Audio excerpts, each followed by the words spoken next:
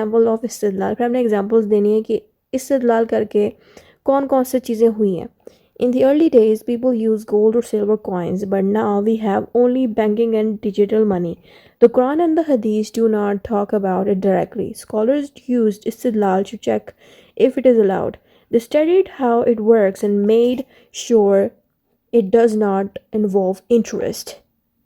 Then they said it is allowed if it is fair and honest. اب یہاں پہ آسان الفاظ میں ہی لکھا ہے، اس میں لکھا یہ ہے کہ پاسٹ میں جو ہمارے ابھی جو پیسے چلتے ہیں جو ہم بینک سے نکالتے ہیں، کاغذ والے پیسے ہو گئے یا جو کوائنز ہو گئے، پاسٹ کے زمانے میں اس طرح کے کاغذ ہوتے نہیں تھے، اور نہ ہی پاسٹ کے زمانے میں جیز کیش ہوتا تھا، ایزی پیسہ ہوتا تھا. ٹھیک ہے، تو اب تو سارا کچھ ڈیجیٹل ہو گیا. پاسٹ کے زمانے میں کیا ہوتا تھا کہ لوگ چیزیں اگر خریدنی ہے تو وہ گولڈ کے سکے دیتے تھے کسی کو، یا سلور کے سکے دیتے تھے، کوائنز دیتے تھے. گزرتے وقت کے ساتھ ساتھ ظاہری ہوا تھا ڈیجیٹل بینکس آ گئے، آن لائن بینکنگ آ گئی، سارا کچھ آ گیا. تو ان سب چیزوں کے لیے استدلال کی گئی.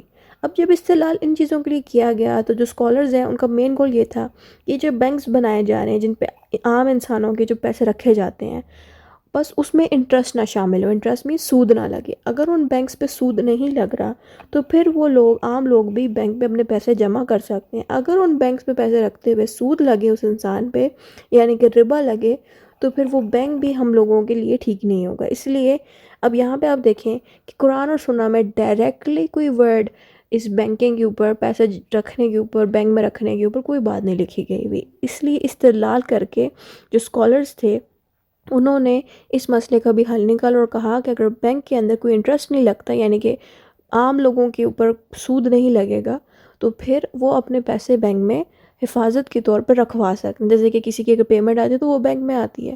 یہی چیز یہاں پہ بتا رہے ہیں. پھر آتا ہے example 2، organ donation. In early Islam, there was no concept of organ donation. Scholars used istidlal to find it is allowed. They looked at the rule saving a life, which is good act in Islam, so they said organ donation can be allowed if done to save life without harm. یہاں پر organ donation کے بارے میں یہ بتایا جا رہا ہے کہ پاسٹ میں ایسا کوئی کانسیپٹ ہی نہیں تھا کہ ایک انسان کہتا ہے کہ میں اگر مر جاؤں تو میری آنکھیں آپ ان لوگوں کو دے دو جن کے پاس آنکھیں نہیں ہیں، یا میرے جسم کا کوئی ایسا پارٹ آپ دوسروں کو دے دو جن کو ضرورت ہے اگر میں زندہ نہ رہوں.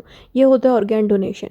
اپنے جسم کے organs یعنی کہ اجزاء، حصے کسی کو دے دینا مرنے کے بعد. پہلے یہ کانسیپٹ نہیں تھا، لیکن بعد میں لوگوں نے یہ کرنا شروع کر دی یہ سوچ کے کہ ہم دوسروں کی بھلائی کریں. تو جو اسکالرس انہوں نے کیا کیا، اسلام کے اندر سے وہ کانسیپٹ نکالا کہ دوسروں کی بھلائی کرو، دوسروں کو آسانی پہنچاؤ. تو اس کانسیپٹ کو انہوں نے اپلائی کرایا اس organ ڈونیشن میں. تب ہی جا کے organ ڈونیشن کو بھی الاؤڈ کرا دیا گیا، کیونکہ ظاہری بات ہے سے کوئی حرام چیز تو ہو نہیں رہی، انسانوں کی بھلائی کے لیے کیا جا رہا ہے. اس لیے یہاں پہ استدلال کو یوز کر کے اسکالرز نے اپنی سوچ اور سمجھ کے مطابق اس مسئلے کو سالو کیا اور لوگوں کو کہا ہاں یہ الاؤڈ ہے، آپ لوگ کر سکتے ہیں.